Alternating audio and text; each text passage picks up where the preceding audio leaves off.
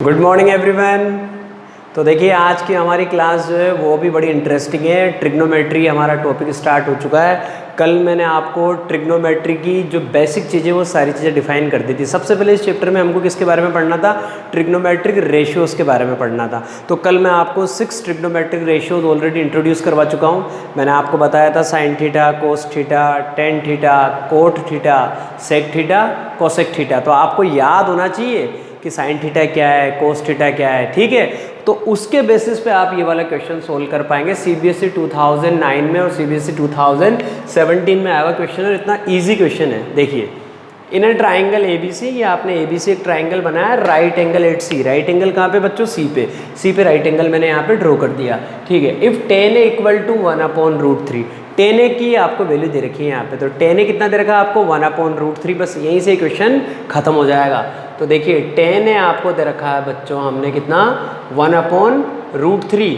और हम आपसे पूछ रहे हैं find the value of sine A cos B plus cos A sine B. इसकी वैल्यू आपको फाइंड आउट करनी है। कुछ नहीं यार, बड़ा इजी सा अप्रोच है हमारा। टेन ए दे रखा है 1/√3। अब ये बात किसके बेसिस पे चल रही है? एंगल ए के बेसिस पे चल रही है। आई ना आपको मेरी बात समझ में?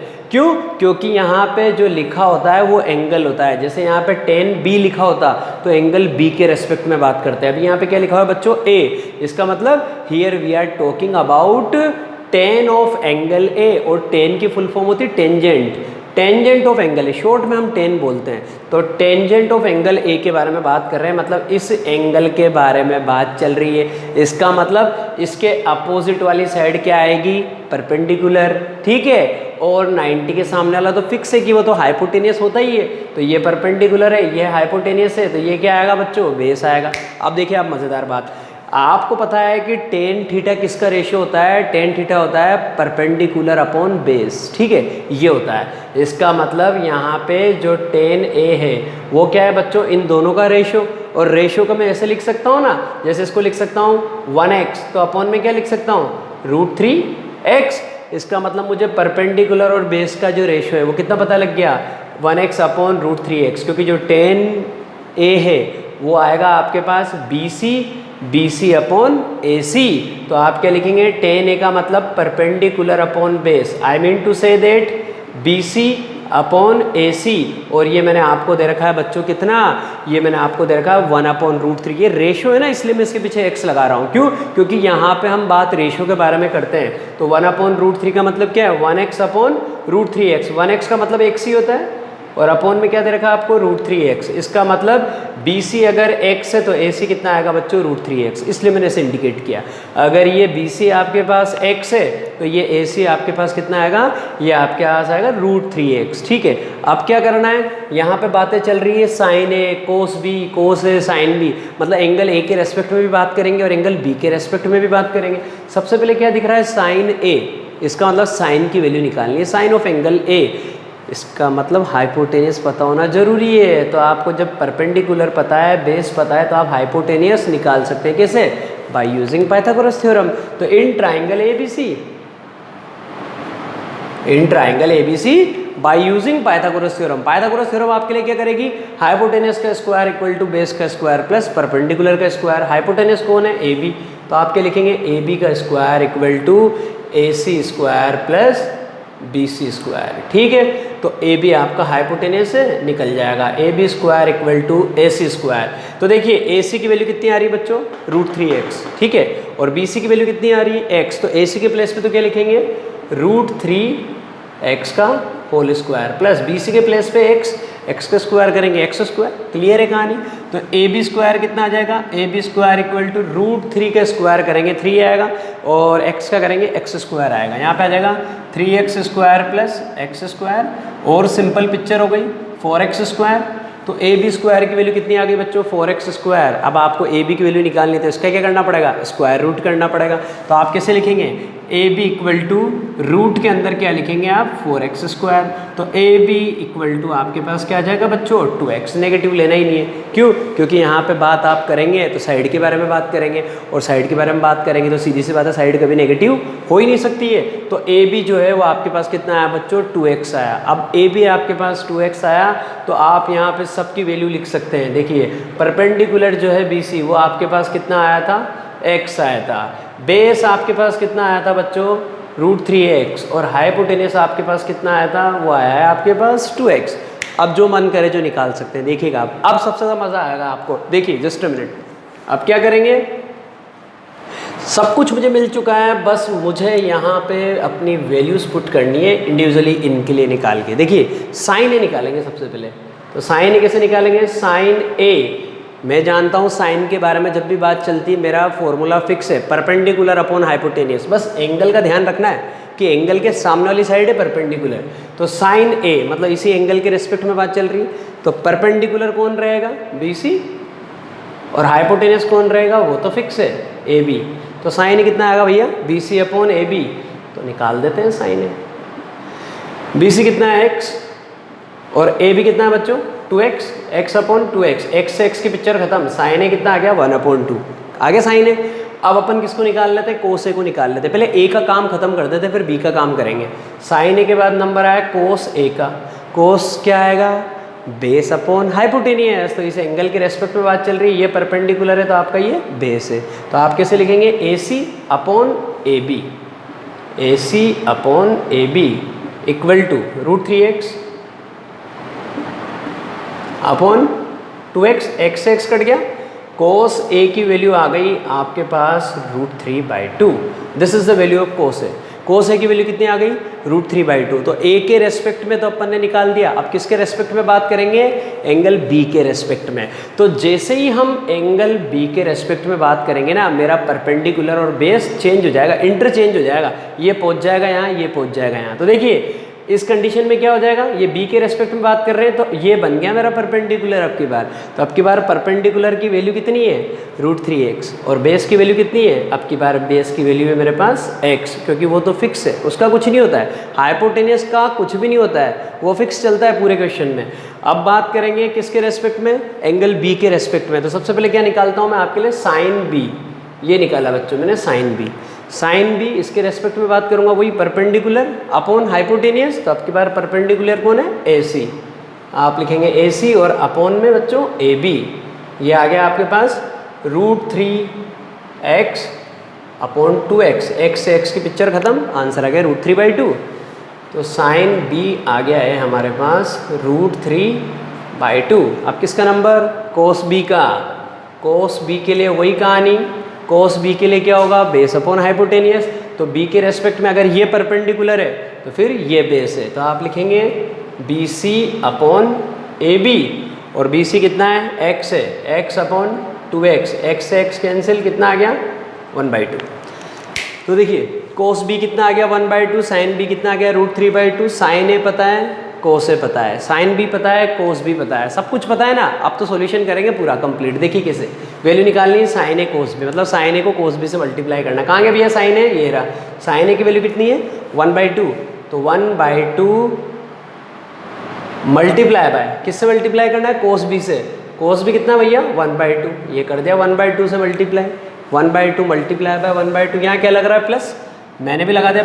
जैसी बातें वो करता है ना, मैं बिल्कुल वैसा ही काम करता जाता हूँ। मैं बहुत ही सिस्टमेटिक आदमी हूँ, वो जो कहता है मैं वो काम करता रहता हूँ। और क्वेश्चन खुद कहता है, मैंने आपसे बता रखा है कि करना क्या है, साइन ए निकाल दिया, वो खुद कह रहा है कि भैया कोस बी, तो कोस बी की वैल्यू पुट कर दी, प्लस लगाना है तो प्लस लगा दिया।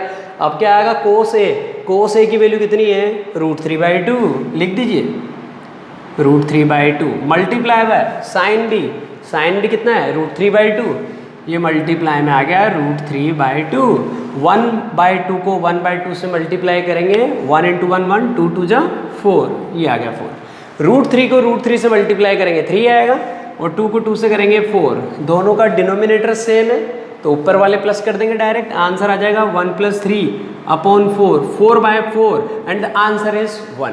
कितना सिंपल क्वेश्चन था। तो मैंने कहा था ना ट्रिग्नोमेट्री में मज़ा आएगा आपको, बस आपको हम जो कह रहे हैं ना वो काम कर लीजिए आप बस ये याद रखिए कि साइन थीटा क्या होता है, कोस थीटा क्या होता है, टेन थीटा क्या होता है, मतलब ये जितने भी ट्रिग्नोमेट्रिक रेशियोज है ना आपको इनके बारे में याद रखना है कि साइन होता है परपेंडिकुलर अपॉन हाइपोटेनियस, कोस होता है बेस अपॉन हाइपोटेनियस, बस बाकी फिर इस चैप्टर में आपको फुल मज़ा आ जाएगा। ठीक है, अब ये क्वेश्चन मैं आपको इंट्रोड्यूस करवा चुका हूँ इस तरीके का। अब आपके लिए आज मैं बहुत अच्छी टेबल लेके आने वाला हूँ कि हम कौन से ट्रिग्नोमेट्रिक रेशियोज के एंगल्स के बारे में पढ़ेंगे, सम स्पेसिफिक एंगल हम यहाँ पे इस चैप्टर में बात करेंगे ना बेटा। हम बात करेंगे यहाँ पे 30 डिग्री के रेस्पेक्ट में, 45 डिग्री के रेस्पेक्ट में, 60 डिग्री के रेस्पेक्ट में, 90 डिग्री के रेस्पेक्ट में, मतलब हम कुछ स्पेसिफिक एंगल्स के ट्रिग्नोमेट्रिक रेशियोज के बारे में पढ़ेंगे। ठीक है, अभी आपको टेबल बताने वाला हूँ। अब देखिए हमारे पास इस चैप्टर का सबसे इंपॉर्टेंट कॉन्सेप्ट आ चुका है। आज हम आपको स्पेसिफिक एंगल्स के बारे में बताएंगे। जैसे अभी तक हम आपसे बोलते थे sign theta, cos theta, tan theta, तो थीटा क्या था, यहाँ पे एक अननोन एंगल था। उस एंगल के रेस्पेक्ट में पर्टिकुलरली किसी भी ट्रिग्नोमेट्रिक रेशियो की क्या वैल्यू होती है, वो वैल्यू फिक्स होती है। हालांकि अभी तो मैं आपको टेबल बता रहा हूँ, उसके बाद मैं आपको प्रूव करके भी बताऊंगा कि ये वैल्यू ऐसी ही क्यों आएगी। देखिए बड़ा सिंपल सा मामला मेरे पास, अभी मैंने किसी की भी वैल्यू नहीं लिखी यहाँ पे। पहले तो मैं आपको एक इतनी सिंपल सी ट्रिक बताऊंगा, आपको सिर्फ ये फर्स्ट वाली रो याद करवाऊंगा, आपको सब कुछ याद हो जाएगा। ठीक है, और उसके बाद भी अगर किसी को समझ में नहीं आता ना, तो फिर मेरे पास एक और बहुत खतरनाक ट्रिक है यार, वो इतनी ज़बरदस्त है कि मज़ा आ जाएगा फिर। तो देखिए सबसे पहले यहाँ पे हमारा जो टॉपिक है वो है trigonometric ratios of some specific angles. कुछ स्पेसिफिक एंगल्स के ट्रिग्नोमेट्रिक रेशियोज के बारे में बात करेंगे। देखिए ये टेबल बनाई है, इधर मैंने सारे ट्रिग्नोमेट्रिक रेशियो लिख रखे हैं, sine theta, cos theta, tan theta, cot theta, sec theta, cosec theta. और इधर मैं जिन एंगल्स के बारे में बात करना चाह रहा हूँ, थीटा मतलब जो भी मेरा एंगल है, जैसे थीटा अगर 0 डिग्री तो क्या बोलूँगा, साइन 0। अगर थीटा मेरा 30 डिग्री है तो मैं क्या बोलूँगा, साइन 30। अगर थीटा मेरा 45 डिग्री है तो मैं क्या बोलूँगा बच्चों, साइन 45। और थीटा अगर मेरे पास 60 डिग्री है तो मैं क्या बोलूँगा बच्चों, साइन 60। और अगर थीटा 90 है तो मैं क्या बोलूँगा, साइन 90 डिग्री। ठीक है, अब कैसे होता है देखिए आपको अभी से बताता हूँ। साइन 0 की वैल्यू होती है बच्चों 0, साइन 0 0, साइन 30 1/2, याद करना पड़ेगा आपको। साइन 45 1/√2, क्योंकि याद करेंगे तो आपके लिए बेनिफिट है। प्रूव तो मैं करके बता दूंगा कि ये आया क्यों ऐसा। साइन 0 0, साइन 30 1/2, साइन 45 1/√2, साइन 60 ये होता है बच्चों √3/2। साइन 60 कितना हो गया, √3/2। और साइन 90 की वैल्यू होती है बच्चों 1। ये आपको फर्स्ट रो याद करनी, मतलब आपको साइन से रिलेटेड स्पेसिफिक एंगल याद करने। साइन 0 0, साइन 30 1/2, साइन 45 1/√2, साइन 60 √3/2 और साइन 90 की वैल्यू क्या होती है 1। 10th क्लास में हम 0 डिग्री से 90 डिग्री के बीच में ही पढ़ेंगे, लेकिन जब आप 11th में मेरे पास आएंगे ना, तो फिर मैं आपको ज़िंदगी के और मज़े दिलाऊंगा। फिर मैं आपको चारों क्वाड्रेंट में ट्रिग्नोमेट्री पढ़ाऊंगा, समझ गए। चारों क्वाड्रेंट मतलब 0 से 90, 90 से 180, 180 से 270, 270 से 360, याद है ना। कार्टेशियन प्लेन 4 क्वाड्रेंट होते हैं, ठीक है। वो सारी बातें अपन 11th में करेंगे। यहाँ पे तो बहुत मज़े हैं अपने पास 10th में। 10th में तो इतना मज़ा है यार, 0 से 90 डिग्री के बीच में सारे ट्रिग्नोमेट्रिक रेशियोज क्या होते हैं बच्चों, पॉजिटिव होते हैं। एक भी रेशियो नेगेटिव नहीं आएगा यहाँ पे। लेकिन अगर 90 डिग्री के आगे कहानी जाएगी ना, तो चीज़ें बदल जाएगी। आपकी किस्मत अच्छी है, इसलिए आप मस्त रहिए। अभी 11th में हम आपको वो वाला नया शो दिखाएंगे। तो देखिए ये हो गया। अब जब कोस के बारे में बात करें ना, इस टेबल को इधर से लिखना स्टार्ट कर दो, कोई दिक्कत वाली बात नहीं, मज़ा आ गया। कोस थीटा के लिए ये इधर जो लास्ट में वो स्टार्टिंग में आ जाएगा, बहुत मज़ा आएंगे। 1 यहाँ लिख दो, √3/2 को यहाँ पे लिख दो, ये आ गया √3/2। ये दोनों में बीच में ही रह ले, हमें क्या जा रहा 1/√3। अब वो यहाँ पे आ जाएगा 1/2 और वहाँ का जो स्टार्टिंग वाला है वो यहाँ लास्ट में आ गया। कितनी सिंपल टेबल है, मतलब साइन के बारे में याद करना है, कोस तो अपने आप ही याद हो गया, ठीक है। क्योंकि जो साइन 90 है वो कोस 0 है। इसके अलावा यहाँ पे जो साइन 60 है वो यहाँ पे कोस 30 है। 45 दोनों में कॉमन है, क्लियर है। और यहाँ पे जो साइन 60 है वो आपका कोस 30 है। और यहाँ पे आपका जो साइन 90 है वो आपका क्या हो गया बच्चों, वो आपका हो गया कोस 0। सिंपल सी बात, ठीक है। तो कोस 0 की वैल्यू आपके पास 1 आ गई, साइन 90 की वैल्यू 1 है। और साइन 0 की वैल्यू 0 है, तो कोस 90 की वैल्यू क्या हो गई 0। और कुछ नहीं करना है, बस ये टेबल याद रखनी है, उसके बाद इसको एज इट इज़ लिखना है। फिर अब इसके बाद देखिए आप 10 निकालना है ना, तो 10 के लिए क्या करते हैं, आपको सिखा रखा था मैंने। टेन थीटा का मतलब क्या होता है बच्चों, टेन थीटा का मतलब होता है sine theta upon cos theta. अगर साइन की वैल्यू को कोस की वैल्यू से डिवाइड कर दें उसी एंगल से रिलेटेड तो हमें टेन थीटा मिलता है। मतलब इसको आप इससे डिवाइड कर दीजिए, 0 को 1 से डिवाइड करेंगे आंसर क्या आएगा 0, ये लो 0, बहुत मज़े आएंगे। 1/2 को √3/2 से डिवाइड करेंगे, 2 से 2 की पिक्चर खत्म क्योंकि दोनों का डिनोमिनेटर 2 है, तो 1/√3 चलना दो, ये आ गया 1/√3।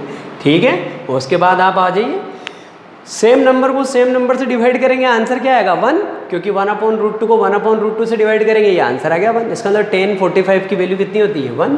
उसके बाद 1060 का नंबर आया, √3/2 को 1/2 से डिवाइड करेंगे, अब की बार वापस 2 से 2 कटेगा √3, लेकिन अब की बार न्यूमरेटर में तो √3/1, और √3/1 को मैं क्या लिखूंगा √3। उसके बाद यहाँ पे शानदार बात 1/0 क्या है यहाँ पे 1/0, क्योंकि अब की बार 1 न्यूमरेटर में, 1/0 आपको बहुत अच्छे से पता होगा, इसको बोलते हैं बच्चों नॉट डिफाइंड, क्योंकि 0 कभी भी डिनोमिनेटर में नहीं आना चाहिए। अगर ऐसा हो रहा है तो फिर लफड़ा है, ज़िंदगी ख़राब है। तो फिर यहाँ पे क्या लिखेंगे नॉट डिफाइंड, ये हो गया काम। अब उसके बाद वापस क्या करना है, इस टेबल को वापस इधर से लिखना स्टार्ट कर दीजिए। ये कोट की टेबल होगी, मतलब जैसे साइन के लिए लिखा था और कोस के लिए इधर से लिखना स्टार्ट किया था, ऐसे लिए 10 की टेबल लिखी और कोट के लिए लिखना है तो इधर से लिखना स्टार्ट कर दिए। नॉट डिफाइंड स्टार्टिंग में आ जाएगा नॉट डिफाइंड, ये लीजिए √3, तो यहाँ पे आ गया √3, 1 दोनों में बीच में, ये लीजिए मिडिल में, वहाँ का 1/√3 यहाँ पे आ गया 1/√3, और वहाँ का 0 ये यहाँ पे आ गया 0। सिंपल कहानी। अब किसका नंबर आया, सेक का नंबर आया, सेक थीटा। कल ही आपको बताया था कि सेक थीटा क्या होता है, कोस थीटा का रेसिप्रोकल। तो कोस थीटा का रेसिप्रोकल है, तो जहाँ पे भी कोस थीटा दिख रहा है ना उसका रेसिप्रोकल करते जाइए। 1 का रेसिप्रोकल करेंगे तो 1 ही आएगा भैया, तो ये आ गया आपके पास 1, ये लो साहब। इसके बाद आप आ जाइए 1 का रेसिप्रोकल किया, आपके पास 1 आ गया। इसका रेसिप्रोकल करेंगे तो कितना आ जाएगा 2/√3, ये आ गया बच्चों 2/√3, बहुत मज़ा आएगा आपको। ठीक है, उसके बाद इसका रेसिप्रोकल करेंगे, 1/√2 का रेसिप्रोकल करेंगे तो कितना आ जाएगा √2/1, √2/1 को हम क्या बोलेंगे √2। क्लियर है हमारी कहानी। उसके बाद 1/2 का रेसिप्रोकल करेंगे तो कितना आ जाएगा 2, 1/2 का रेसिप्रोकल 2 होता है। 0 का रेसिप्रोकल वही सेम पिक्चर नॉट डिफाइंड, क्योंकि अब की बार 0/1 में चला जाएगा, नॉट डिफाइंड। क्लियर है। अब आपको किसके लिए निकालना है, कोसेक के लिए निकालना है। तो आप चाहें तो साइन का रेसिप्रोकल कर दीजिए, और अगर आप चाहें तो इस टेबल को इधर से लिखना स्टार्ट कर दीजिए, जो भी आपका मन करे, आप जैसे चाहें वैसे कर सकते हैं। तो देखिए नॉट डिफाइन कहाँ पे, यहाँ पे, तो नॉट डिफाइन कहाँ पे आ जाएगा यहाँ पे, यहाँ आप लिखेंगे नॉट डिफाइन। यहाँ पे क्या है 2, तो ये 2 आपके पास यहाँ पे शिफ्ट हो जाएगा, √2 दोनों में मिडिल में, ये √2 आ गया। उसके बाद 2/√3 वहाँ पे, तो 2/√3 यहाँ पे आ गया। वहाँ पे कौन है बच्चों 1, तो ये 1 यहाँ पे आ गया। ये आपकी टेबल तैयार हो चुकी है। This table is called trigonometric ratios of some specific angles. It means here we are talking about 0 degree, 30 degree, 45 degree, 60 degree and 90 degree. आ गई बात समझ में। तो यहाँ पे जिन ट्रिग्नोमेट्रिक रेशियोज़ के बारे में बात करेंगे वो इन एंगल्स से रिलेटेड है, sin 0, sin 30, sin 45, sin 60, sin 90, ऐसे किसी भी हम स्पेसिफिक ट्रिग्नोमेट्रिक रेशियो के बारे में बात कर सकते हैं। ठीक है, अब क्वेश्चन कैसे आएगा, क्वेश्चन मैं आपको बताता हूँ, उसके बाद आपको और मज़ा आएगा। तो आपको ये चीज़ समझ में आई कि नहीं आई, सबसे पहले तो आपको ये टेबल याद करनी पड़ेगी अगर आपको एग्ज़ाम में क्वेश्चन इमीडिएटली करना है तो, वरना तो फिर आपको मैंने बता रखा है कि आपको कैसे याद करना है। और अब मेरे पास इसकी एक बहुत ही खतरनाक शॉर्ट ट्रिक है। किसी को लगता है कि मुझे तो ये याद ही नहीं हुआ कि ये कैसे क्या है कैसे क्या नहीं है, तो एक चीज़ और है, फिर वो तो याद रखना पड़ेगा, और नहीं तो फिर कुछ मत करना, फिर तो कुछ नहीं हो सकता भैया। क्योंकि हमारे पास जितनी भी शानदार ट्रिक्स हैं हम आपको सारी बता रहे हैं, और आपको कुछ भी याद नहीं रखना तो आपकी मर्जी, फिर क्या करें।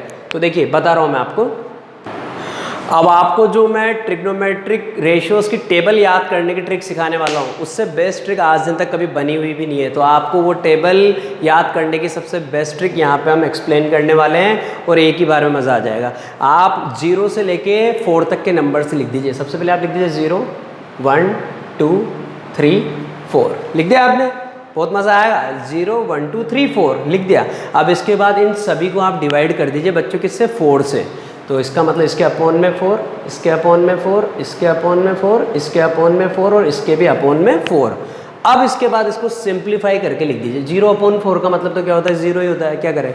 1/4 का मतलब भी 1/4 होता है, इसका भी क्या करें, 2/4 कटता है यार, बिल्कुल काटना पड़ेगा, 1/2 तो 2/4 का मतलब क्या हो गया 1/2, 3/4 का कुछ नहीं हो सकता, मत होने दो, ऐसा कैसे ही लिख दो 3/4, 4/4 मतलब 1 हो गया, तो 4/4 की जगह क्या लिख देंगे 1। अब क्या करना है, अब मज़े करने हैं, कैसे, अब ये जो आपको मिले ना इन सब का स्क्वायर रूट कर दो और साइन की टेबल आने वाली है, आप कहेंगे कि वाह सर ये हुआ ना कमाल, इसे कहते हैं बेटा करंट सर का मैजिक। देखिए इन सब का क्या करना है, स्क्वायर रूट करना है, 0 का स्क्वायर रूट करेंगे तो 0 ही आएगा, 1/4 का स्क्वायर रूट करेंगे तो 1 का तो 1 ही रहता है, लेकिन 4 परफेक्ट स्क्वायर है तो स्क्वायर रूट करते हैं कितना आ जाएगा 2, 1/2 का स्क्वायर रूट करेंगे 1 का 1 ही रहेगा, 2 का √2, आया ना मज़ा, क्लिक हो रहा है ना, टेबल देखते जाइए आप। 3/4 का स्क्वायर रूट करेंगे तो 3 का करेंगे तो √3, 4 का करेंगे तो 2 और 1 का स्क्वायर रूट करिए, कुछ भी करिए आंसर तो 1 ही आएगा। ये साइन की टेबल तैयार है, आंखें खोल के देख लीजिए, sine 0, sine 30, sine 45, sine 60, sine 90, hero आदमी हो ना, बना दी ना मैंने आपकी टेबल एकदम तैयार। तो जिसको लगता है कि सर मुझे तो वो टेबल याद नहीं हो रही थी, वो ये ट्रिक याद कर ले, 0 1 2 3 4 लिख ले, फिर उसके बाद सबको 4 से डिवाइड कर ले और सिंप्लीफाई फॉर्म में आंसर ले ले। उसके बाद सभी का क्या करना है, स्क्वायर रूट करना है और उसके बाद आगे की पिक्चर तो बहुत क्लियर है, साइन की टेबल आनी चाहिए पूरी, आपको टेबल याद रहेगी, क्योंकि साइन के बाद कोस को कैसे करते हैं, टेन को कैसे करते हैं, कोट को कैसे करते हैं, मैं आपको सिखा चुका हूँ। अब एक क्वेश्चन लूँगा ताकि आपको मज़ा आ जाए, ठीक है। तो देखिए जो क्वेश्चन आएंगे हमारे पास इस तरह से आएंगे, ये एग्जाम में आया हुआ क्वेश्चन है, आप भी कहेंगे कि अरे सर इतने सिंपल क्वेश्चन भी आते हैं क्या, आते हैं बिल्कुल, क्योंकि एग्जाम में हर तरह का क्वेश्चन आपको मिलेगा, ये फिक्स रहता है, एग्जाम का पैटर्न बिल्कुल डिफरेंट रहता है। अरे भाई सभी इंटेलिजेंट थोड़ी है, एग्ज़ाम में तो बेटा इंटेलिजेंट, एवरेज, डफर सबके हिसाब से पेपर बनाना पड़ता है एग्जामिनर को, वरना फिर ये दूसरे जो ये दिख रहे हैं ना इतने ये पीछे जो मस्त बैठे रहते हैं, इनकी भी तो पिक्चर बन जाए ना एग्जाम में, इनको भी पास करना जरूरी है। तो जिनको पास होना है वो अपने काम में लगे रहें और जिनको ज़्यादा नंबर लाने हैं वो मेरे साथ लगे रहें, ठीक है। तो आप देखिए cos 60 cos 30 plus sine 60 sine 30, इसकी वैल्यू निकालनी है। हाँ डायलॉग देते हैं, सबका ध्यान आ गया ना यहाँ पे, इसलिए डायलॉग देना पड़ता है बेटा।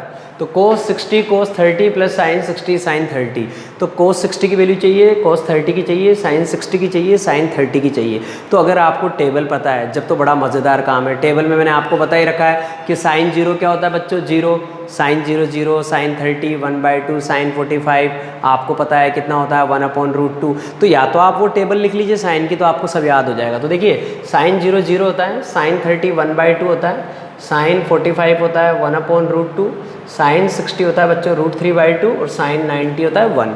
इसका अगर यू कर देंगे तो कोस भी मिल जाएगा। तो सबसे पहले मुझे साइन 60 साइन 30 ये दो चीज़ें इजीली मिल गई कि साइन 30 तो कितना है बच्चों 1/2, साइन 60 कितना है √3/2। कोस के लिए उल्टा हो जाएगा प्रोग्राम, कोस 60 क्या हो जाएगा, ये हो जाएगा, और कोस 30 क्या हो जाएगा, कोस 30 जो है ये तो कोस 30 हो जाएगा, और ये हो जाएगा आपके पास क्या बच्चों, ये हो जाएगा कोस 60 डिग्री। तो देखिए कैसे लिखेंगे, हमें पता है साइन 30 की वैल्यू कितनी है बच्चों, साइन 30 की वैल्यू ये रही हमारे पास 1/2, और साइन 60 की वैल्यू कितनी है, साइन 60 की वैल्यू है हमारे पास √3/2।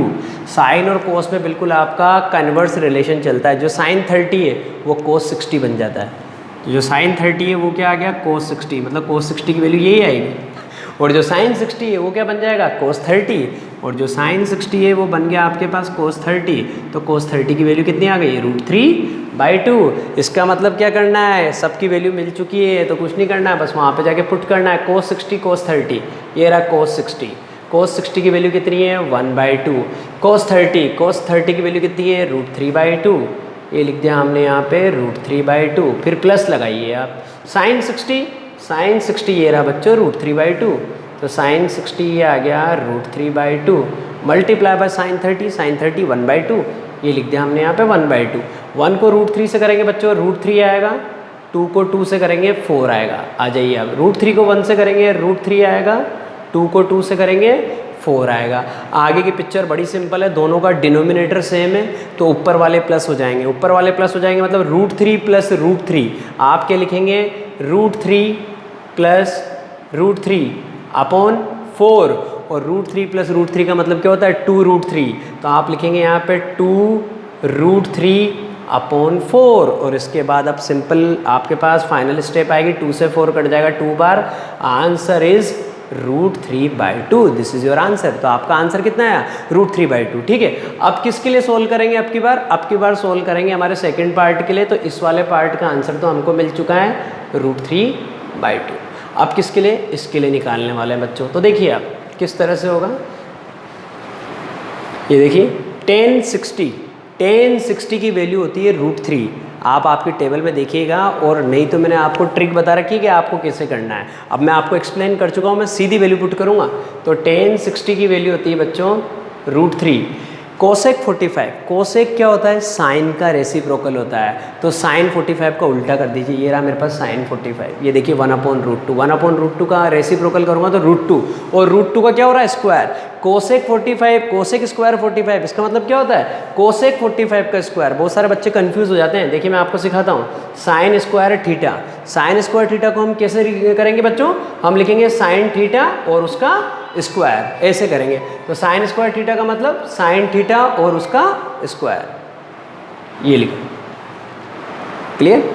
तो साइन स्क्वायर थीटा मतलब साइन थीटा का स्क्वायर, ये रहा। तो कोसेक स्क्वायर 45 का मतलब कोसेक 45 और उसका स्क्वायर। इसका मतलब पहले कोसेक 45 होना चाहिए। तो कोसेक 45 होना चाहिए, तो कोसेक 45 के लिए आपको साइन 45 पता होना चाहिए। साइन 45 का आप रेसिप्रोकल करेंगे, कोसेक 45 मिल जाएगा। ये मिल गया आपको √2 और उसका स्क्वायर। अब देखिए सेक 60, सेक 60 क्या होता है? कोस 60 का रेसिप्रोकल। तो कोस 60 आपके पास ये रहा। देखिए हमने आपसे बोला था कि ये जो साइन में 30 है, जो साइन 30 है वो क्या होता है बच्चों? कोस 60 होता है। जो साइन 30 है वो कोस 60 है। तो कोस 60 कितना आ गया? 1/2। तो 1/2 का आप रेसिप्रोकल करेंगे तो कितना आ जाएगा? 2। ये आ गया आपका 2 का स्क्वायर मल्टीप्लाई बाय 1045। 1045 की वैल्यू आप हमेशा याद रखना, बड़ी सिंपल सी वैल्यू 1। 1045 की वैल्यू क्या होती है? 1 होती है। अब इसको सोल्व करेंगे तो कैसा आएगा? √2 का स्क्वायर करेंगे, √2 का स्क्वायर करेंगे तो बच्चों कितना आ जाएगा हमारे पास? 2, और 2 को √3 से मल्टीप्लाई करेंगे तो आंसर आ गया 2√3। फिर उसके बाद आप देखिए यहाँ पे प्लस लगाइए, 2 का स्क्वायर करेंगे तो कितना आ जाएगा बच्चों? 4। तो आपके पास आंसर कितना आया? आपके पास आंसर आया 2√3 + 4। आप इसको सिंप्लीफाई करना चाहते हैं तो दोनों में 2 कॉमन ले लीजिए। 2 कॉमन ले लिया, ब्रैकेट के अंदर आ जाएगा आपके पास √3 + 2। This is the answer. कितना सिंपल क्वेश्चन थे, ठीक है ना? आया मज़ा?